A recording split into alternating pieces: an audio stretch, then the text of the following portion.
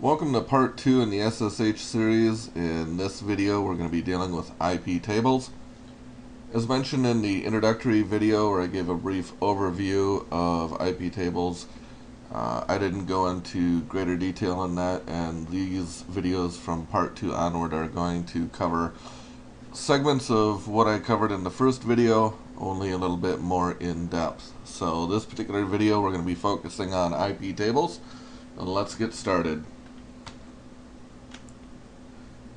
So as I mentioned in the first video, which if you haven't seen, I would ask that you please watch because it will kind of explain what I'm doing in all of this. This is the script that I talked about in the first video that I used to configure my IP tables. And I'm not going to cover this thing in depth on every little nuance of it. If you understand IP tables, then it'll make sense to you. This script is pretty well commented with what's going on with it, so if you're newer to IP tables, it'll make sense. If you're experienced, you probably see things in here that I could improve upon, and if that's the case, shoot me a message. I'm definitely open to it, so always open to learning. So here we start with flushing the IP tables. This will get rid of any garbage information that's in there. Then we do our log drop and we do our output. Output is not being used at this time, it's simply in there. That's for if you want to log information out of your machine as well as what's coming into it. Log drop is important because that's a group that's created to log drop packets. Next we have our log level, our prefix for invalid drop, our state, that's all there. That's part of the whole logging of the invalid packets. This is for loopback. There we go, standard setup. This is a range of IPs for China. I've blocked these by default. I'm probably going to add other ones to it. Do I think the Chinese are out to get me? No, probably not. But they do like to go after our government and companies, and it's just good policy to block the Chinese. They like their firewalls anyway with golden shield, so I'm just doing my own little golden shield against them. I doubt they'll hit me, but it's in there for good measure. So next we have some protocols down here.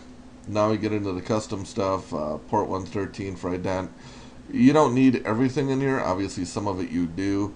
Some of it you don't. There's a million ways to configure IP tables depending on how you like to roll your system, a little bit more or less secure, using certain services, ports, features, etc. This is just how I have mine. And again, I'm always open to improvement. Here I talk about where it's secure and non-secure. Basically, secure means it's bound to Ethernet 0. Non-secure, it's not bound. This script is part of a larger one that I write for Linux, and it's part of the package for it. I basically put this in as an option. Some people may want to not be as secure because they want a simple IP table setup that will cover all their NICs, be they Ethernet or wireless. Some people want it bound to a specific IP because they're running dual NICs, or they just like to be a little bit more secure. So there's some flexibility there that you can simply comment out other things and uncomment out things, and it kind of gives an overview. So dealing with a secure method, which is what I prefer, here you can see how I've got it set up for SSH. And you'll notice it's on port 9922. That's the port I use. I don't use port 22 simply for the fact that it gets nailed all the time by people scanning. Not saying they couldn't find 9922 on my system, but disabling port 22 and migrating your SSH over to a different port, just that simple little thing in and of by itself, doesn't make you more secure, but it does help stop the scannings. People aren't going to find your server as easily. But it's definitely not a magic bullet. But I like to use the alternative port. Here we have our state, our new, our recent. I name it. In this particular area here, and you can see I have it bound to the Ethernet. Here we do 60 seconds. If it hits 8 times in 60 seconds, it drops the packet. Basically shuts it down. This is for some VNC. I don't really use that. I was for a while. Not going to get into my entire setup here because I do want to keep this focused on SSH. So going down a little bit further, and you can see this is all IP version 4 stuff. And I got some Nagios and iPerf and other things. Here I get into some things with the SYN cookies and dealing with TCP and the networking. Definitely a section there you don't want to ignore. Then we do more of the log drop and the output, things like that. And this is the end of the IP version 4. Now everything pretty much repeats itself, only in IP version 6 format, IP6 tables versus IP tables. That's where the IP6 tables.rules comes from that I had mentioned before in the first video. Here we have log drop, output. It's all really the same thing. It's just for IP version 6. I'm not going to cover the SSH part of it, but looks the same except IP6 tables versus IP tables. And we're back at the top. I'm going to scroll down a little bit. I want to cover the unsecure method, which, let me get down to, here's a non-secure, and you can see there's no IETH0 in there on any of these.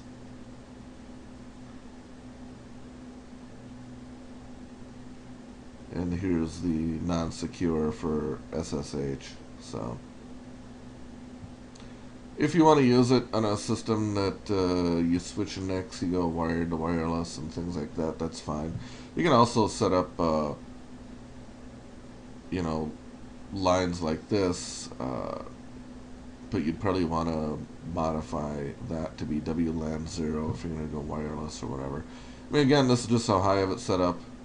I've seen so many different setups for IP tables, it's not even funny. And there's so many different ways you can configure it. So again, always open to the ideas for that. So next, I'm going to include this as part of the IP tables because it is integrated. This is the interfaces that's in the /etc networking /interfaces, and this needs to be here. This is the automatic for loopback. You definitely want that. Right now I'm running DHCP, so I have this one configured, but it's the auto ETH0, ETH0 being your Ethernet card, the first one usually. iFace is interface ETH0, again the network card. iNet is internet, and DHCP is DHCP. Then under that we have a pre-up iptables-restore. iptables restore is a program built into Linux that will restore iptables configurations from a file, which is what it's doing here. So I've got that signed, the /etc/iptables.rule for the IP version 4 version, and IP6 tables going for IP version 6.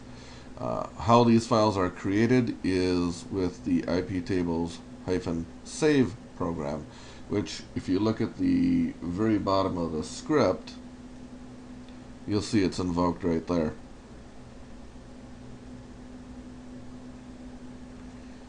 So moving back over to interfaces, I have it set up for DHCP. If you're going to set this up on a server, you would comment this out by putting those in there in front of each line, just like these are. And if you wanted to use this, you would simply uncomment that, uncomment all of those, and then save it. And what this is for is, this is static right here instead of DHCP. It's got the same lines obviously there as in there. And then here we have something that's different, that's not in a DHCP. We have the address. The XXX is the IP of the machine there. And then you got your subnet mask, your network, your broadcast, and your gateway. And this is at a 192.168 private class C. It can be at any IP really, 172.16 if you want a private B, or 10.10 for A. most people are using the 192.168 at home with their IP version 4. So that's how that's set up. Not much to it, but it is an important thing because your settings are not saved on reboot with Linux. If you set up your IP tables, are not saved, so you have to force it to save it and then reload that. You don't always have to use that script like I do. You can certainly modify on the fly, but then you're going to want to manually save to the iptables.rules and the ip6tables.rules. And where this all comes together and why it's so important and why I'm going so in depth with IP tables is it's really the first step of dealing with SSH, because if you can't get through the firewall on the system, you're not going to reach the daemon to SSH into. So this is really step number one. Even though it's not SSH directly, it's all part of it, and it definitely affects it directly. So that's why IP tables is so important. Again, many different ways to configure it. And I'm not dealing with the router. Obviously, that's another topic. First, you have to get to the router. And I'm not going to cover that in great detail because everybody has their own router set up, their own makes and models. But suffice it to say, if you have a SOHO router, meaning small office, home office, Netgear, Linksys, D-Link, or if you have the big business, Cisco and Juniper, whatever router it is, there is a way to do what's called port forwarding, and you're going to want to set that up. And I'm not going to include a video on that. I'm sure there's plenty on YouTube and other places about it already. But you need to set up port forwarding. You set up a static IP on your machine that has the SSH server, and again, that's where this is going to come into play. You'll want to work with your network manager program and set up your IP address, manually on the machine, set it static, configure this. Once you do all that and you've got everything set up and you're networking, you get your static IP, then in the router, you're going to want to set up so that any traffic coming in on port, whatever you choose, is going to forward to whatever IP you've got. So if you're setting up a web server, you want to open up port 80 and then forward that to 192.168.1.12 if that's your web server. And then if you're running SSH, you would change port 80 to 9922 like I do, or whatever port you want to use. It'd actually be a separate line. You wouldn't change the line, but you'd have a separate line going to that same IP. If you have web server on one machine, SSH on another, they would obviously be different IPs. But you want to do what's called port forwarding, and that's done in the router. So you'd first come into your router, it would see that port coming in, and then the router would know which IP to forward that over to. Then once it hits that machine, in my example 192.168.1.12, that's where IP tables is going to come into play, and it's going to see that you're coming in on that port. Another thing we can do, and I'm not going to go into this too in depth, but if you want to add another layer of security, you can set up port knock D.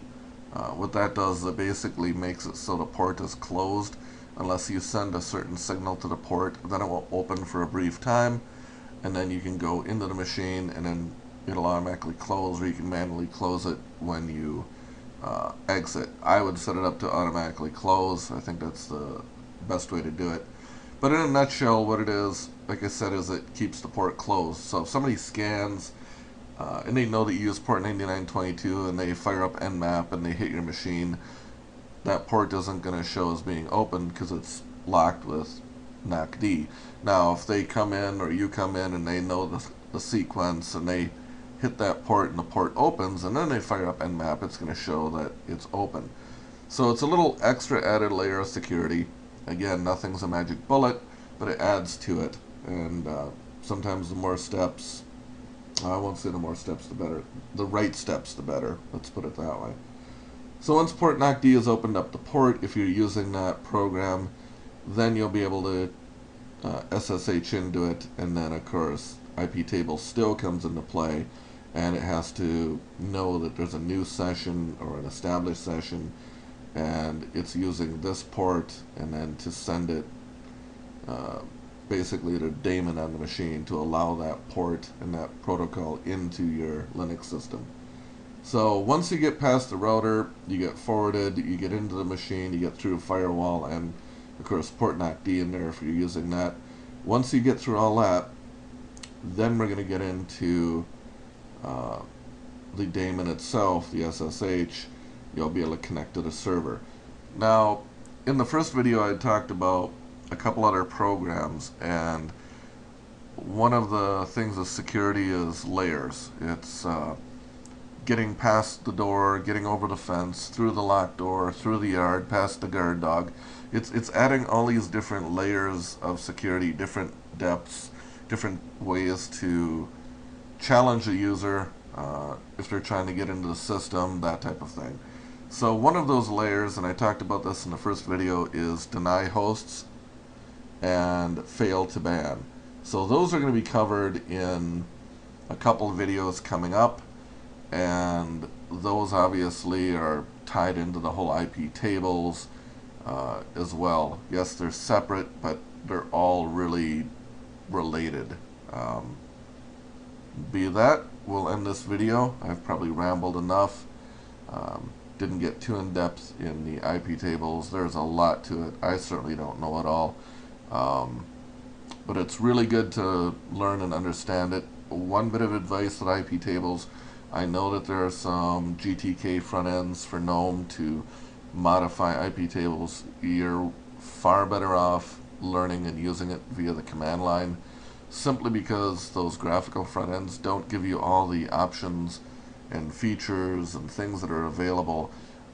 If you pull up a terminal and do man space IP tables, you'll be reading quite a long time, and you'll see that those features are simply not there through the graphical interfaces that are presented a lot of times. So definitely learn and use it via the command line. If you want to develop a script or even use mine, get a hold of me. I'll be more than happy to send you a link to it, and you can download it and modify it at will.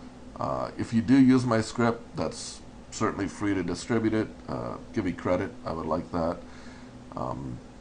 But lastly, don't just use it and not understand it. You know, I use it, but I understand exactly what I'm doing, where I'm doing it, why I'm doing it, and that's all very, very important. Otherwise, it's not really secure, because if you don't know how to secure it, you won't know what not to do to break it. And again, one of the layers is knowledge. So having the tools is good, but knowing how and when and why to implement them is even better. So I'm done with this one, and let's move to the next one.